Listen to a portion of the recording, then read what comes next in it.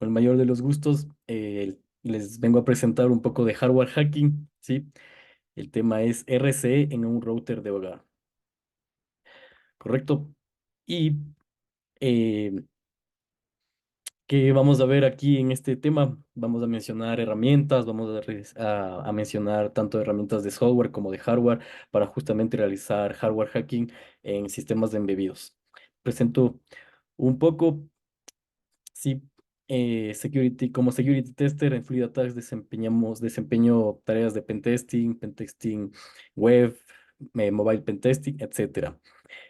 Sin embargo, también tengo unos hobbies que justamente es relacionado a la charla del día de hoy, que es hardware hacking como security research, sí, entonces en mis tiempos libres yo me dedico a desarmar cosas, sistemas de embebido y a empezar a buscar vulnerabilidades. Sí, actualmente en este año me propuse igualmente hacer un poco de car hacking, aparte del hacking de los modems, de los routers. Sí, y también realizo un poco de análisis de malware y exploit de Sí, me ayudó mucho este tema porque soy ingeniero en electrónica, sí tengo experiencia diseñando circuitos, programando microcontroladores en Assembler, todo lo que es Arduino, Raspberry Pi, etcétera. Mm, Vamos a dividir la charla en cuatro principales contenidos. Sí, vamos a hacer una revisión a todo lo que es hardware hacking para las personas nuevas. Sí, vamos a ver qué herramientas necesitamos para empezar a realizar hardware hacking. Vamos a ver también el proceso de recolección de información, que es la más importante en esto de hardware hacking. Y finalmente vamos a hacer una demo hackeando el router. Sí, y también como un plus vamos a ver como un proceso de voltage glitching, sí, que es como inducir voltajes, ya sea mayores o menores, para causar comportamientos no deseados en el dispositivo embebido. Listo, empecemos entonces. Requerimientos, sí, para esto de hardware hacking, la verdad yo le veo esto como muy completo, ya que se debe saber conocimientos de electrónica, sí, voltajes, corrientes, resistencias, un poco de saber para qué sirve cada dispositivo, ¿no? Los condensadores, los inductores, para qué sirve los transistores, los diferentes tipos de transistores. Entonces, capaz saber un poquito de conocimiento básico de electrónica es muy bueno. Lo más importante de esto es explotación binaria, sí, manejar un poco de assembler o ya sea a su vez software como GHydra que nos permite desensamblar el código y también a la vez de compilarlo, sí, pentesting lo básico, puertos, etcétera. Análisis de código estático, ya saben que a la final si un sistema tiene su puerto web levantado, entonces tiene su aplicativo web, por lo tanto nosotros podríamos analizar dicho código web en el caso de que lo podamos extraer. Sí, conocimiento de programación, ya sea para desarrollar nuestro exploit, que es lo que vamos a hacer al final, y Linux, ya que básicamente todo sistema embebido tiene su arquitectura RISC, que es con Linux, ¿ya? Perfecto. Para las personas que están iniciando y quieran seguir como pasos a pasos, un framework que es muy útil para esto es el Firmware Security Testing Methodology, que es justamente del proyecto Open Source OWASP. Sí, ya saben que OWASP es para web, para mobile, y asimismo hay también para hardware hacking, que es el Firmware Security Testing Methodology. Entonces, yo me baso en esto. Inicialmente empecé viendo los pasos ya que nos dan herramientas, entonces es muy importante conocer este framework ya que por cada paso nos da herramientas, tal como tenemos la guía del OWASP Guide del web, pero también acá en firmware, ¿sí? Entonces nos dan pasos, nos dan herramientas, entonces es muy, muy útil. Vamos al grano, nos dan 9 pasos, sí, 9 etapas para nosotros empezar a encontrar vulnerabilidades en sistemas embebidos, ¿sí? Primero, la recolección de información. El segundo, es obtener el firmware. Sí, muchas de las veces esto se puede ser muy fácil o a su vez resultar ser muy complejo. Ya vamos a ver los procesos. Después, como tercer paso, analizamos el firmware. Sí, entonces vemos si está comprimido, si no está comprimido, etcétera. Vemos la entropía. Sí, como cuarto paso, extraemos el sistema de archivos. Ya sabemos que es un Linux a la final, entonces tiene su sistema de archivos. Empezamos a analizar el contenido de este sistema de archivos como quinto paso. Este sexto paso es el recomendable, que es emular el firmware para no poder dañar el dispositivo real, no, el dispositivo físico. Entonces hay emuladores como Kemo, etcétera. Pero en este caso no vamos a en esta charla no vamos a topar este tema, sino que lo vamos a hacer directamente, la demo. Sí, hacemos un análisis dinámico, un análisis en crudo, corremos y al final lo que se pretende es realizar una explotación binaria. Listo. Como punto 2, ¿qué herramientas es las que necesitamos? Vamos a mencionar aquí tres herramientas súper importantes y la que yo uso, la más importante es el bus Pirate, sí, el bus Pirate. ¿Qué es esta tarjetita? Es un open source hardware que reúne el funcionamiento de varios protocolos en una sola tarjeta. Estos protocolos nos sirven para debuguear el sistema embebido, para extraer información, ¿sí? Entonces el Bus Pirate integra protocolos como el UART, que es para debugging, al igual que el JTAG, es para debugging. Entonces muchos sistemas embebidos tienen el UART y el JTAG, o a su vez tienen solo uno, ¿sí? Y también para poder comunicarnos con sistemas que se transmiten y utilizan protocolos como el I2C y el SPI, que son básicamente protocolos seriales. Cada uno tiene sus diferencias, pero es para comunicarse en la misma placa entre circuitos integrados. Una parecida al Bus Pirate es el Shicrap, que también lo pueden conseguir en Amazon. Sí, el Bus Pirate lo venden en Estados Unidos, no lo venden en Latinoamérica, igualmente que el Shicrap. Entonces toca mandarlo a pedir por Amazon. Y otra herramienta que nos facilita el tema de poder entender cómo están los pines de un circuito integrado es el JTabulator. Sí, a la final también es un open source hardware y nos ayuda a identificar los pines, ¿no? Si es un pin de entrada, si es un pin de salida, si por ahí tiene una resistencia pull-up, etcétera, pull-down. Entonces, básicamente todo lo que nosotros podemos hacer con el multímetro nos ahorra este JTAG Tabulator. Yo no lo uso este, sin embargo, con un multímetro es lo mismo. Entonces, pero para las personas que capaz no manejan mucho electrónica, el JTAG Tabulator les ayuda a identificar como pines, ya sea de debugging, por ejemplo, en el UART, les ayuda a identificar cuál es transmisión, cuál es recepción, cuál es tierra. Sí, perfecto. Entonces, entrando en contexto, ¿para qué nos sirve? ¿Cómo funciona el bus pirate?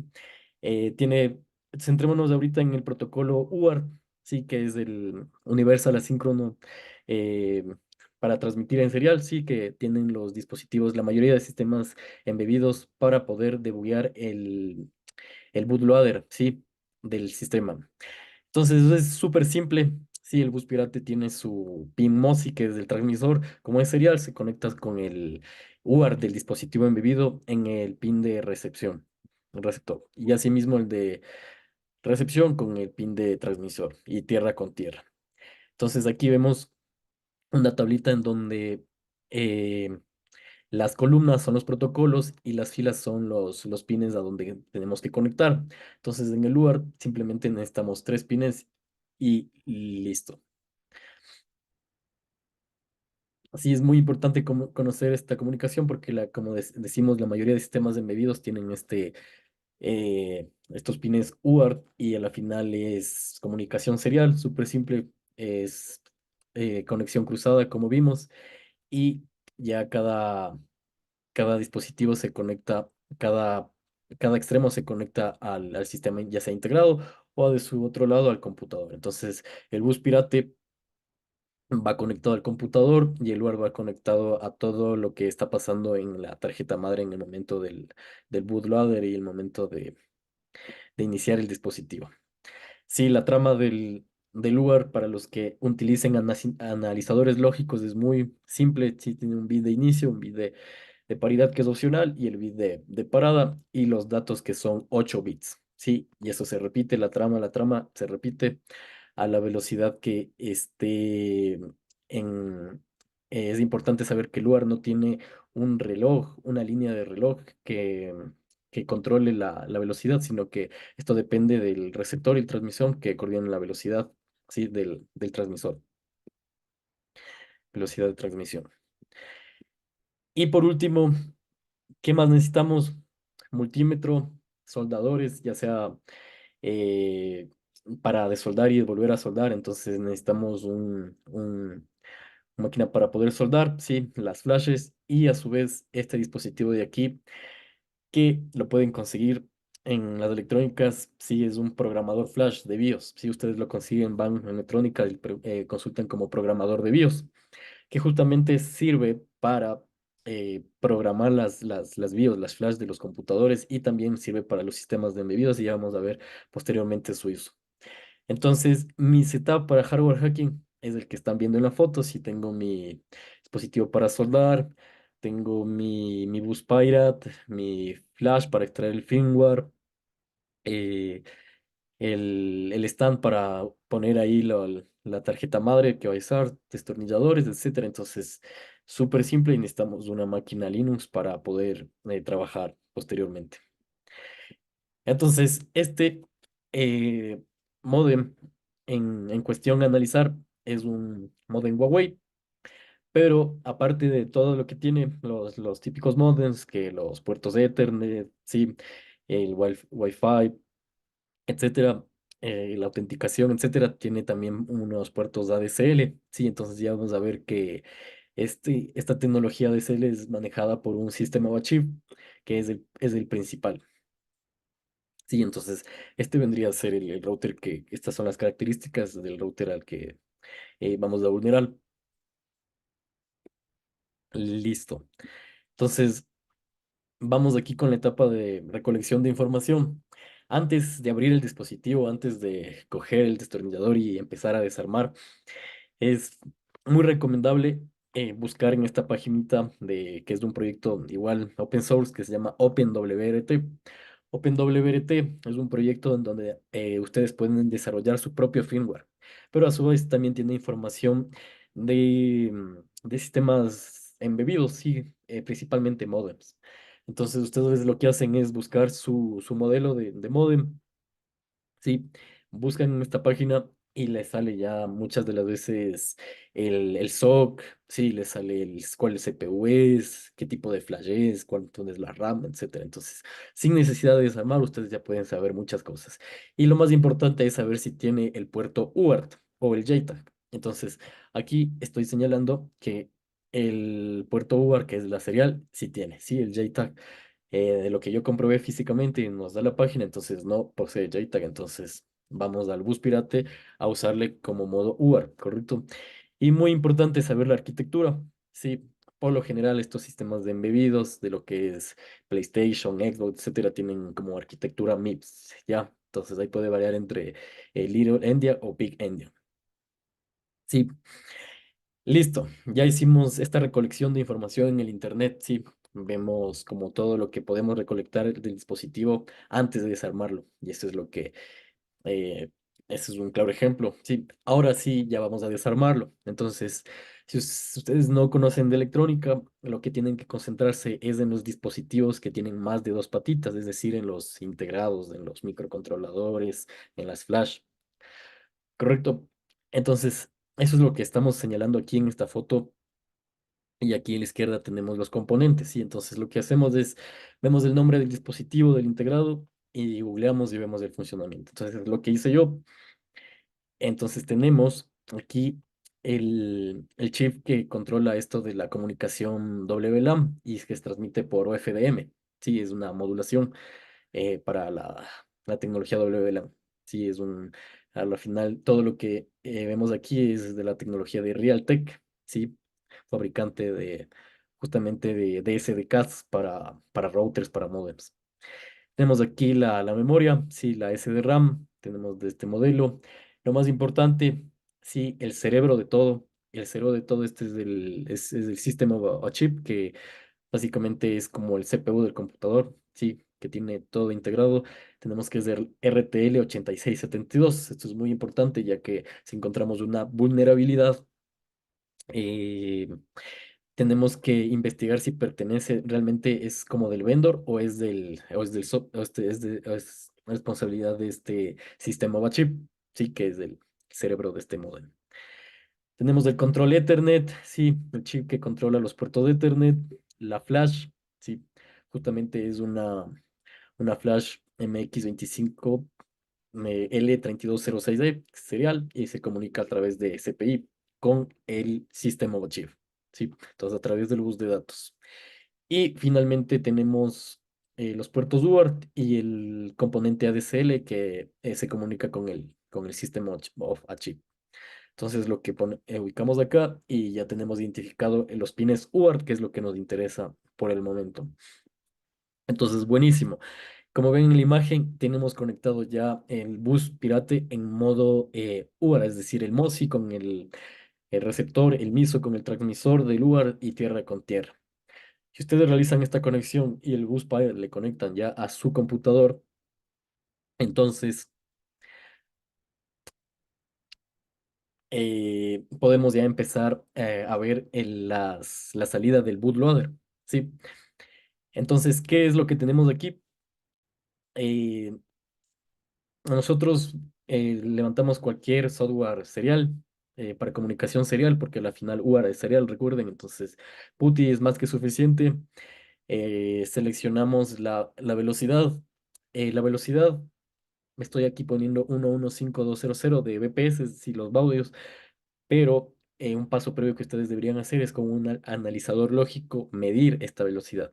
Sin embargo, esto yo ya lo había hecho, entonces ya pongo la velocidad directa. Pero, ¿qué pasa si ustedes ponen otra velocidad? Entonces no les va a salir nada por pantalla. Entonces, a continuación, vamos a ver aquí el, el videito de cómo es la conexión con el bus Pirate y la salida del bootloader, ¿correcto? Ponemos aquí y ahí está.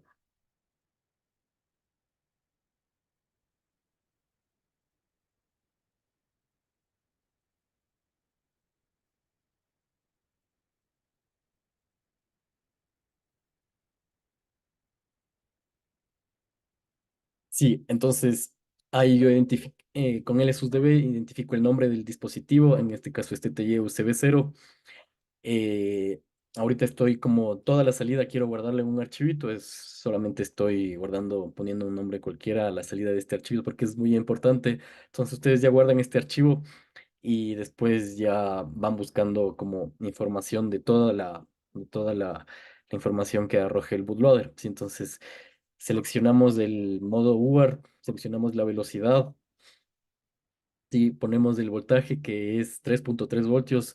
Ojo con esto, ya que muchas de las veces usted me ha bebido no necesariamente es 3.3 voltios un 1, entonces eso lo pueden ustedes comprobar con el multímetro, ¿sí? Y listo. Aquí empezamos a ver ya la salida del boot, del, del proceso de buteo. Entonces, ¿para qué nos sirve esto? Para todo, ya que el bootloader nos arroja información de qué sistema operativo se tiene, o sea, qué versión de Linux me refiero. Tenemos las particiones, sí, qué versión del firmware, qué sistema de archivos es. O sea, es muy útil, arroja cuántos puertos tiene, todo, todo, todo. O sea, el sistema de encendido a la final arroja información súper útil de versiones, que es lo que nosotros necesitamos, sí, como proceso de recolección de información. Entonces, a la final, eh,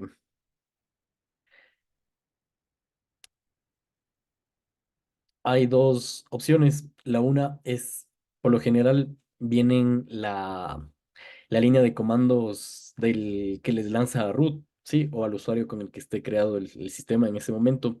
Y la otra es la línea de comandos del bootloader, ¿sí? Entonces son dos diferentes, porque la una permite como interactuar con el proceso de buteo, ¿sí? Es justamente lo que vemos aquí.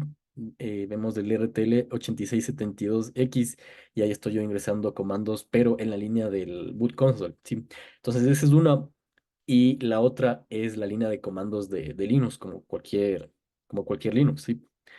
Entonces es muy importante diferenciar esto. Listo. Entonces, yo detecto toda esta información, sí, cuánto de RAM tengo, cuál es de la versión de Linux, qué tipo de sistema de archivos tengo. En este caso es un Squad FS, cuántas particiones tiene este archivito del firmware, ¿sí? Qué proceso de inicio tiene, la versión del firmware, etcétera. Entonces, Recopilamos esto y tenemos cuatro particiones, sí, la configuración de archivos del módem, tenemos el del kernel y el del proceso de boteo principalmente, de la RAM 16 megas, el System of a Chip, sí, lo principal igual es del RTL 8672, sí, me refiero al CPU, y la versión del sistema de archivos, que es un SquashFS versión 3.2 R2. Entonces ya vamos a ver por qué es importante esto. Sí, aquí se puede ver en la consola de buteo, que es la que estoy viendo, que es la que estamos viendo, que es la que les mencionaba. Sí, que son dos totalmente diferentes.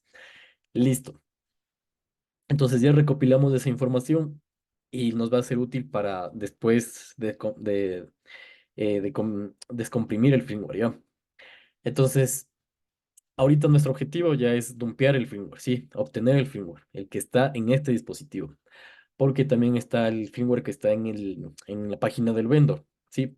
Pero recuerden que a la final su dispositivo tiene cambios, todo, entonces esos cambios a la final, si descargan del vendor, no van a ver en el firmware, ¿sí? Ya sea credenciales quemadas, etcétera. Entonces como que necesitamos dumpear el firmware que está en el sistema embebido para justamente buscar vulnerabilidades en el firmware de credenciales quemadas que son puestas por el usuario o a su vez por el vendor, o sea, las dos a la final. Entonces, tenemos tres opciones, sí. La primera es otra vez usando el Bus Pirate vía el protocolo SPI, sí.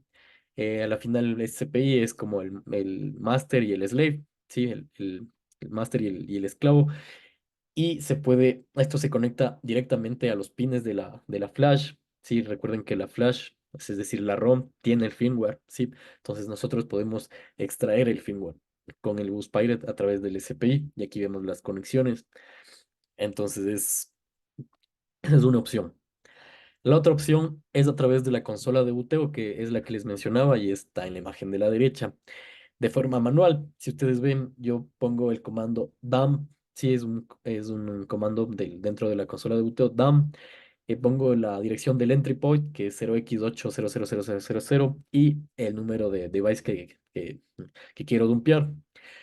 Pero ¿qué pasa? O sea, me voy a tardar mucho tiempo dumpeando de esta forma, ¿no? Entonces, para eso hay un script en Python que les pongo en la izquierda, que lo pueden utilizar, que justamente es para SOCs de Realtek de 867X, pero también puede haber para otros modelos, ¿sí?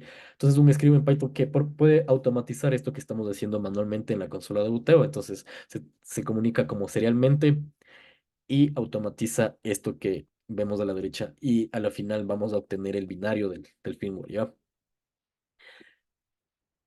Y la tercera, que es como la más útil, la más práctica, es utilizando un programador de BIOS.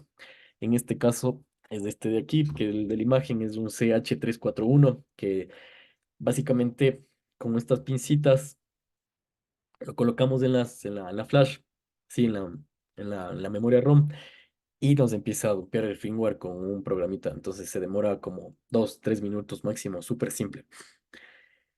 Y aquí vemos, sí, lo que tenemos que hacer es Flash Room, especificamos qué programadores, sí, en este caso es nuestro programador CH341A, especificamos qué tipo de flashes, sí, en este caso nuestra flash era una MX2523206E y listo, 2, 3 minutos ya está dumpeado el firmware y es lo que vemos aquí ya, el binario del firmware.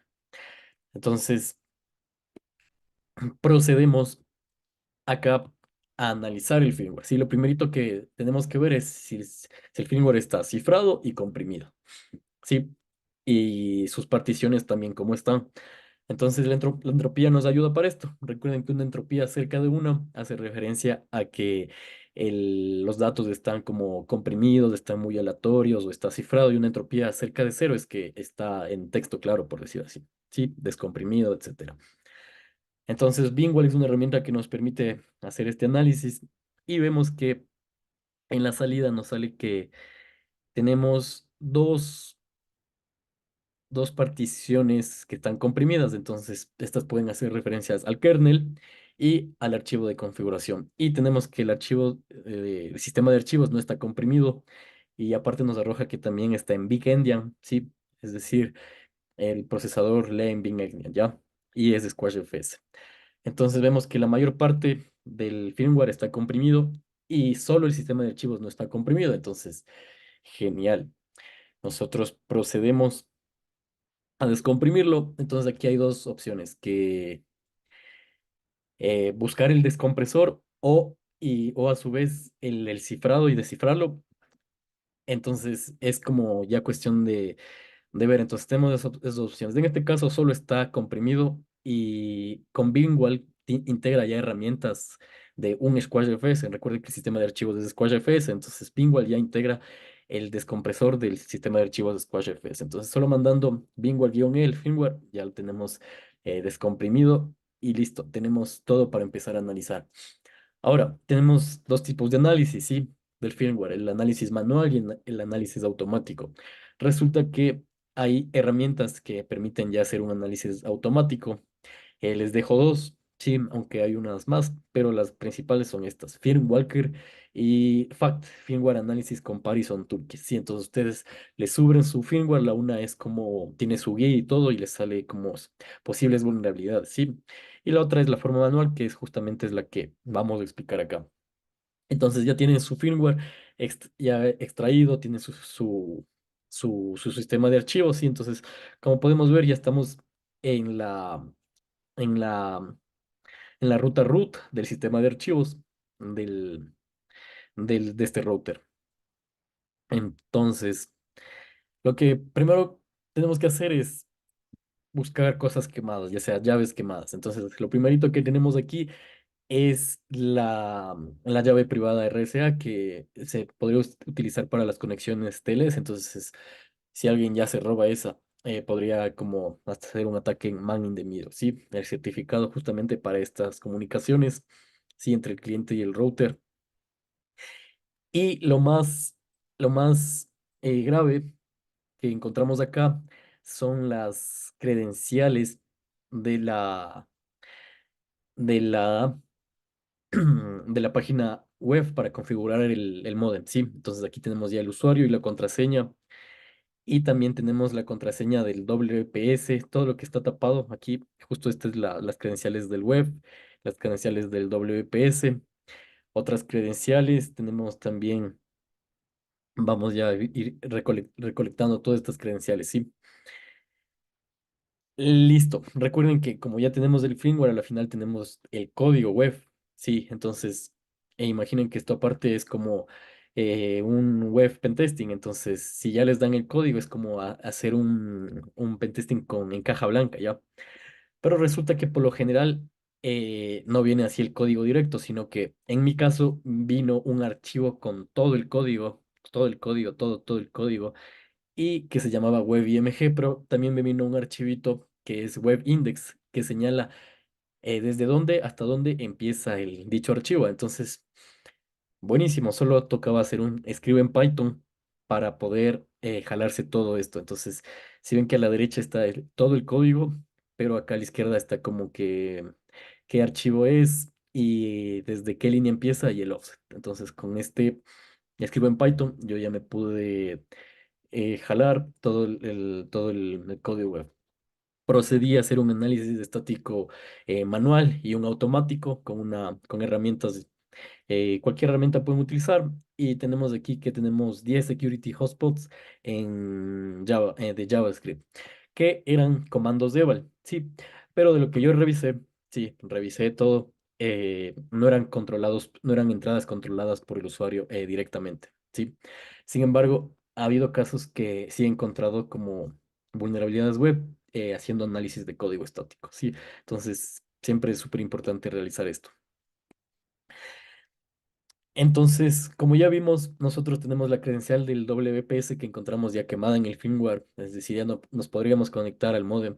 Tenemos también las credenciales de la página web que estaban quemadas en el firmware, y también tenemos las credenciales del Telnet que también estaban quemadas en el firmware.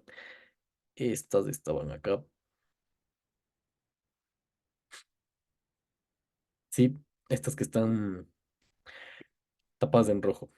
Listo. Entonces, tenemos estos puertos vulnerables abiertos, y Nos conectamos por Telnet, como ya teníamos las credenciales, sería ya el Telnet completamente hackeado. Y después yo como ya me ingreso por Telnet, empiezo a seguir buscando otras credenciales y también me encuentro con las credenciales quemadas de la WLAN. Sí, es decir, el nombre de la SSID, el nombre de la red y la password, sí, la pre-shared key. Sí, entonces aquí está el nombre de la red, el device password, claro, la pre-shared key que está aquí es 1707403059. Y listo, ya me pude conectar a la red. Sí, entonces, probablemente tenemos el Telnet hackeado, tenemos la red Wi-Fi hackeada, también el aplicativo web hackeado. Como ya tenía acceso al Telnet, entonces, listo, ingreso y veo los usuarios. Tenemos el usuario root y el usuario FTP, que están sus contraseñas, sí, el archivo etc passw. Tenemos que está el hash en des, sí, en Unixdash. Entonces procedemos a craquear estas contraseñas con Hashcat, pueden hacerlo con cualquier software, con Rockio, etcétera. Sí, y ya hackeo las contraseñas del root y también hackeo las contraseñas del FTP. Entonces recuerden que el FTP también estaba abierto y procedo a conectarme por FTP y también el FTP también tenemos hackeado. Ahora ya teníamos hackeado todo, o sea, literal ya tenemos hackeado todo, pero tenemos que ir más allá, ¿no es cierto? Entonces una de esas opciones es backdoorizar, ¿sí? Una de esas opciones es backdoorizar el router. Entonces, ¿qué pasa si nosotros no encontramos un RC? Entonces, ya, eh, si tenemos acceso a todo lo que ya encontramos, pues podemos backdoorizar el router con este programa que se llama Firmware Modification Kit, que lo que nos permite es poder reconstruir nuestro firmware, es decir, tenemos ya el firmware extraído, ¿no es cierto? Tal como nosotros lo extrajimos. Nos ingresamos al firmware y podemos meter cualquier binario malicioso o cualquier comando que se inicie en el proceso de boteo o un script, etcétera. Y eso lo volvemos a meter en el firmware y lo reconstruimos al firmware, ¿sí? Entonces, eso es lo que nos permite hacer esta herramienta que lo pueden googlear así y les aparece el GitHub, sí, Firmware Modification Kit. Esta herramienta de aquí que dice OpenWRT y también DDWRT son, como les decía, proyectos open source que en donde ustedes pueden crear su propio firmware con las características y diseños que ustedes deseen. Construyen su propio firmware y le pueden meter a su modem, a su router, ¿sí? Con esta herramienta. ¿Cómo ponen el firmware de nuevo en el modem? Pues básicamente hay varias opciones, ¿no? Como escribiéndolo, ya sea con el programador Flash o a su vez a partir de la página web. Entonces ustedes ingresan a la página web y sabe haber como una opción de escoger un archivo del firmware y eso ya se compilaría y quedaría ese firmware. Hay otra tercera opción que vamos a ver al final, pero esas dos opciones. Sí, listo. Eso era como añadidura. Sin embargo, ¿qué pasa? Ya tenemos el firmware y necesitamos como empezar a buscar vulnerabilidades eh, en binario, ¿sí? Entonces, lo primerito que nosotros tenemos que tener en cuenta es que posiblemente exista funciones vulnerables, ¿sí? En los binarios que tiene el firmware, ¿sí? ¿A qué me refiero con esto? Como llamadas del sistema inseguras, como es el Unino, sí, llamadas del sistema del IPC, pues, es decir, el típico comando system que permite ejecutar lo que sea.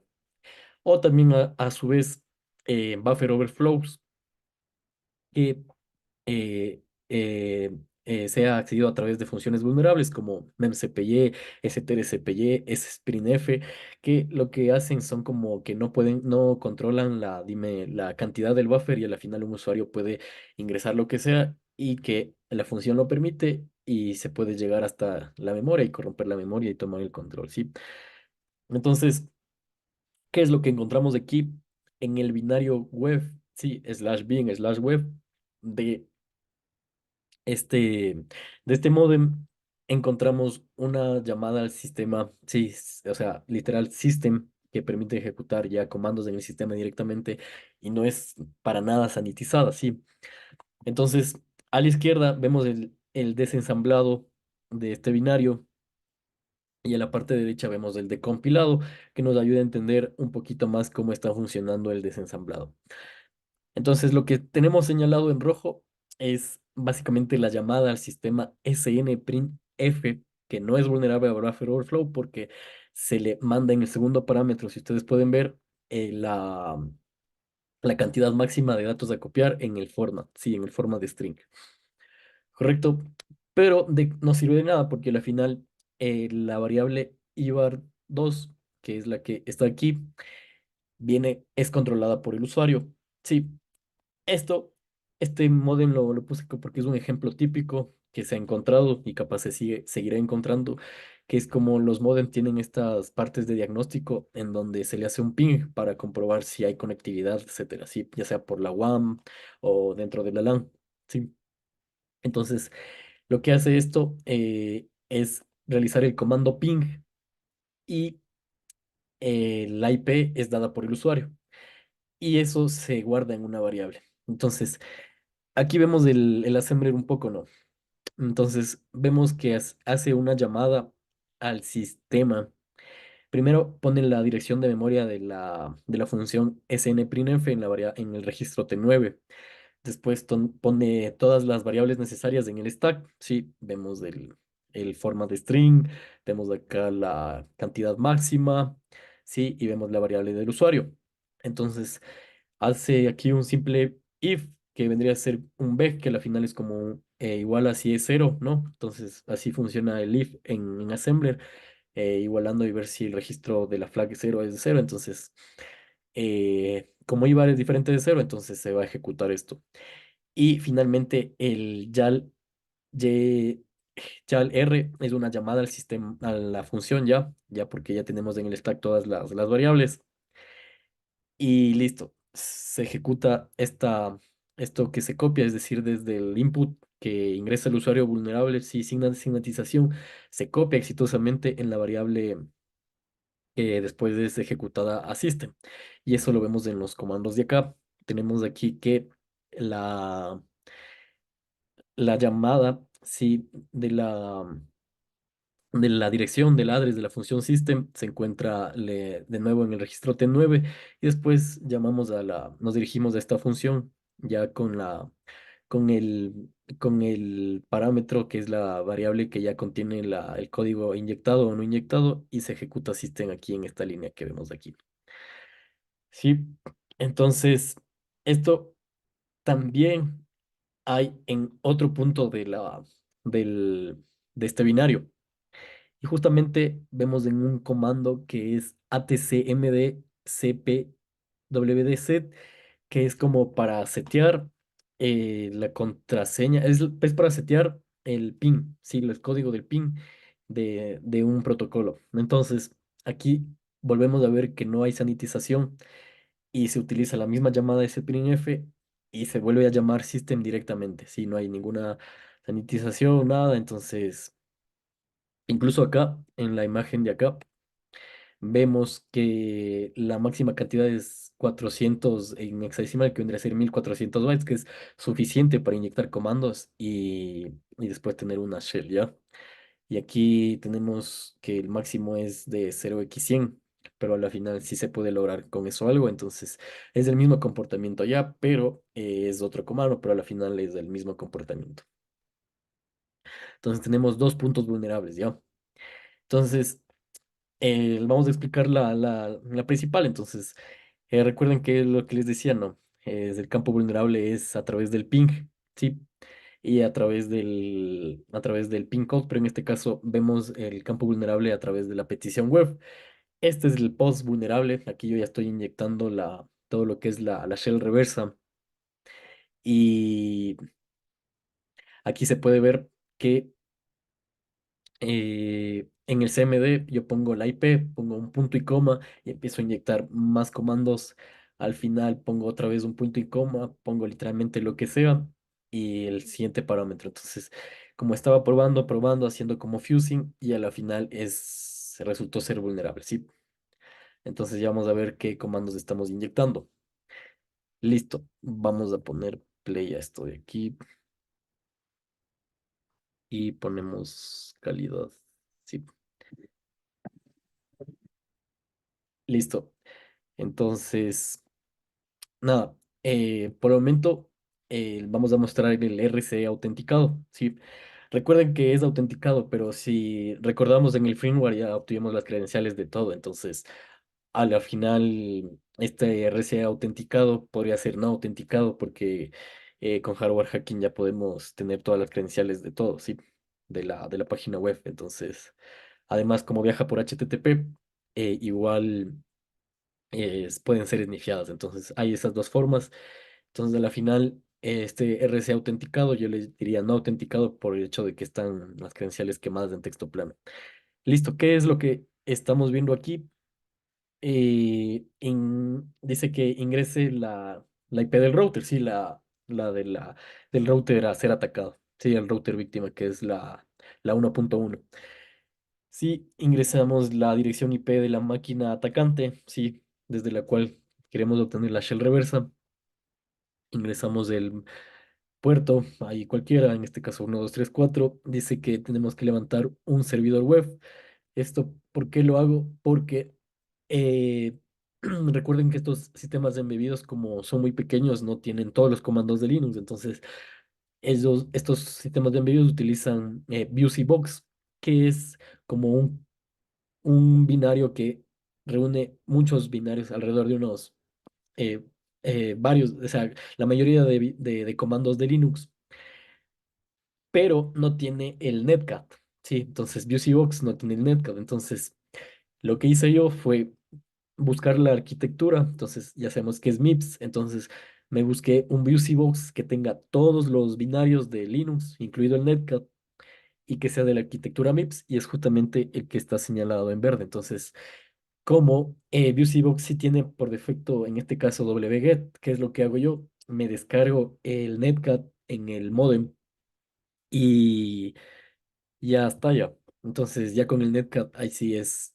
factible la shell reversa, porque si no, como que solo podíamos inyectar comandos.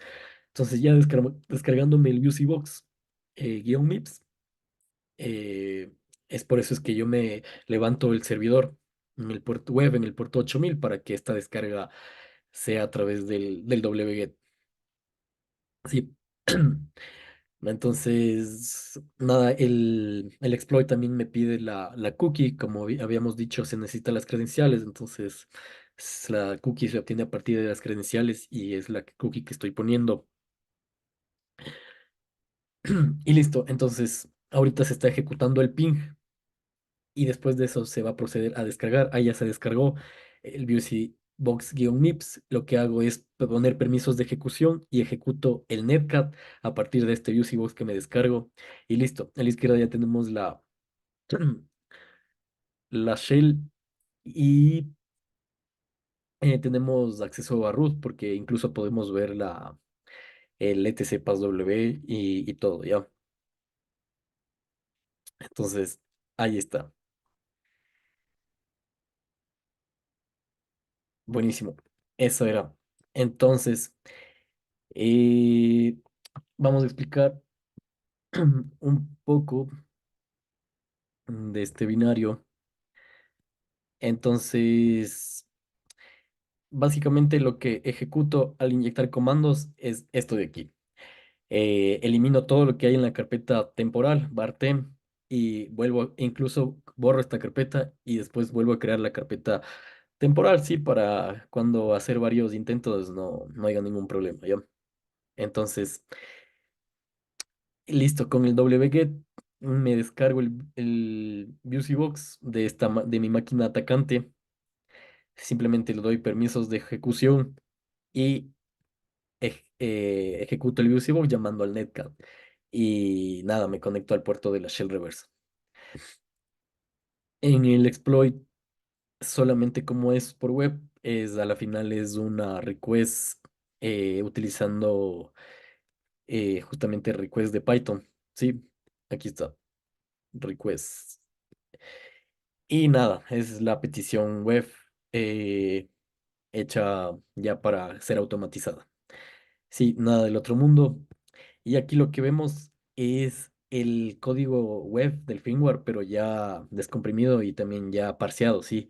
Entonces aquí está todo el código y esto es el proceso que les decía del análisis estático, que pueden mandar herramientas de análisis de código estático para seguir buscando vulnerabilidades. Sí, listo. Ya para ir terminando, es muy importante estos otros ataques que vamos a mencionar, que es el glitching. ¿A qué hace referencia esto? Es básicamente inducir voltajes, ya sea mayores o menores, del, de la escala de voltajes que está acostumbrado a ser manejado en un circuito integrado, en un microcontrolador, en un procesador, ¿sí? Entonces, ¿qué pasa con esto de inducir voltajes? Em, Nosotros podemos bypassear controles, sí, ya sea de checksum de firmware, ya sea de autenticación, etcétera, saltar directo a la consola del boteo, simplemente quitando voltaje o subiendo el voltaje porque el dispositivo ya se va a comportar de forma diferente, ¿sí? Entonces hay varios procesos de glitching, hay glitching de voltaje, que es el que vamos a mostrar en la siguiente diapositiva como demo, hay glitching de inductores, glitching de reloj, de señales del reloj. Recuerden que al final todo viaja en un tiempo, entonces, ¿qué pasa si inyectas otra señal de reloj y se hace XOR con la real señal, etcétera? Entonces, hay varias formas, ¿ya? Antes de seguir con el glitching, hay otro tip que es el que les decía que es que en el que pueden meter un firmware dentro de su modem sin hacer nada sin utilizar ninguna herramienta, solamente utilizando el proceso del flasheo del TFTP. No sé si han manejado por ahí sus routers Cisco que se dañan, se briquean y tienen que presionar como un botón hasta que esté titilando y se habilita el TFTP y está buscando en una IP el firmware para actualizarse. Entonces, ahí ustedes pueden cambiar la dirección IP y ponerle que se conecte a eh, la dirección IP que en la que busque, se ponen como ustedes. Sí, levantan un servidor TFTP y el firmware va directo y ya tienen como un modem con su nuevo firmware en automático, ¿ya? En el que ustedes deseen, con OpenWRT o DWRT. Sí, entonces esto es el voltage glitching. Lo que estamos viendo aquí es que el circuito de la izquierda es la flash, ¿sí? Entonces tiene una salida, ¿sí? El pin de salida justamente también se comunica con el SOC, el CPU del módem. Entonces resulta que con un analizador lógico ustedes pueden ver esto. eh, Y como pueden ver las letras que se van escribiendo justamente en la salida del bootloader, lo pueden ver también con un analizador lógico. Entonces, aquí como prueba de concepto súper simple, lo que se hace es como interrumpir una parte del proceso del buteo, específicamente el checksum, ¿sí? De todo lo que es el archivo del firmware, etcétera, y que salte directamente a la consola de buteo, ¿sí? Entonces, para eso eh, nosotros necesitamos, uno, un analizador lógico y medir los tiempos de cuánto se tarda el proceso de buteo, ¿ya? Sí, el proceso de boteo dura alrededor de Entonces, eh, vemos toda esa salida que sale en el osciloscopio, es el proceso de buteo, la comunicación entre la flash y el CPU, ¿sí? Al final, eh, eh, todo tiene un tiempo, ¿sí? Entonces, esto del glitching hace referencia a justamente cortar el voltaje en el momento que haga un control, ¿sí? Digamos, qué sé yo, un control de verificación de checksum, de hash, etcétera. Justamente en ese momento hay que cortar el voltaje y lo que se hace es la salida se le manda a tierra, en este caso la salida que se comunica con el CPU, con el SOC, System on Chip, vaya directamente a tierra. Entonces, allá no se hace ese proceso de verificación, ¿sí? Entonces, la imagen de la izquierda no es exactamente en la del módem, pero es similar, por eso la puse aquí, ¿sí? Entonces, se salta este proceso de checksum y salto directo a la consola de buteo. Entonces, se puede hacer más cosas, ¿no? Se puede hacer muchas más cosas y aquí les doy como los recursos para las personas que quieran indagar en esto. Sí, entonces ustedes lo que necesitan para esto es esto como hacerlo manual, porque acá si ven que lo estamos haciendo manual, es decir, Sí, el proceso de boteo. yo conecto la patita de la flash, de esta que está aquí señalada como output, la conecto a tierra, pero eso es manual, entonces ustedes pueden hacerlo esto de forma más efectiva con un chip que se llama Chip Whisperer. Hay el Pro, hay el Little, hay el Nano es el más barato, que es para justamente cosas educativas, y la pueden probar con un Arduino, se compran un Arduino, el Arduino sería el dispositivo víctima, ¿ya? Entonces, en, en resumen, ¿para qué sirve todo esto? Tenemos aquí el circuito de la izquierda, ¿sí? Entonces, nosotros la entrada glitch va directo a un MOSFET, a un transistor, ¿sí? Que es el que va a controlar el voltaje, ya sea haya o no voltaje, para el dispositivo a analizar. Entonces, ¿cómo es esto? ¿Cómo funciona esto? Entonces, nosotros primero averiguamos como este procesador, este microcontrolador, este microprocesador, perdón, cuál es el voltaje cuál es el rango de voltaje normal. Sí, por decir así, qué sé yo, a X megahercios tiene que estar en un rango de Y a Z voltios. Entonces, ustedes se salen de ese rango y pueden como saltar controles, ¿sí? Y controles me refiero como poder después leer en la memoria, poder liquear, poder saltar diferentes controles incluso de autenticación. Entonces, la conexión es súper simple. Ustedes lo que necesitan es una resistencia variable, es decir, un potenciómetro, que es la que dice aquí voltage regulator, y la entrada del glitch, del input, que es el del que va, eh, el que manda el voltaje ya. Entonces, sabemos que un MOSFET tiene su source, ¿sí? Y también tienes su gate y su source. Entonces nosotros cerramos eso y por lo tanto cuando mandamos voltaje se hace un corto, se cierra el circuito y empieza a circular corriente, es decir, existe un voltaje entre el VCC y el GND del Arduino o del sistema embebido a analizar. Sí.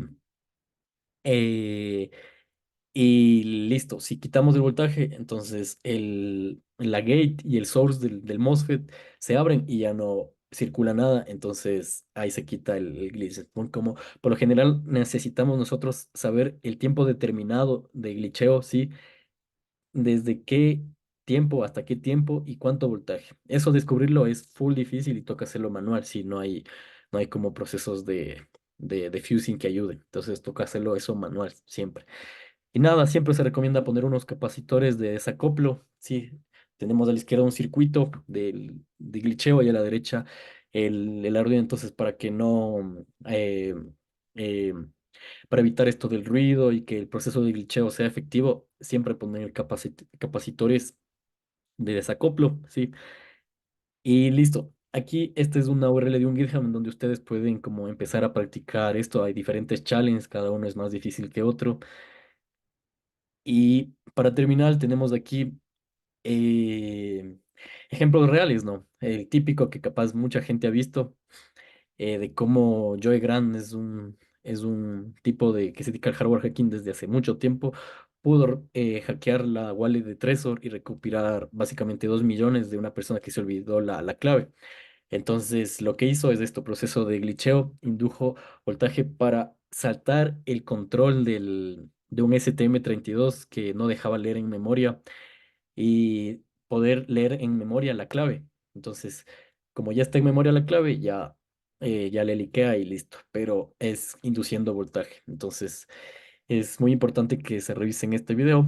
Y también hay otras, también les dejo aquí la URL que también hay, incluso en estos procesadores, en los de Intel y en la AMD, ha habido también ataques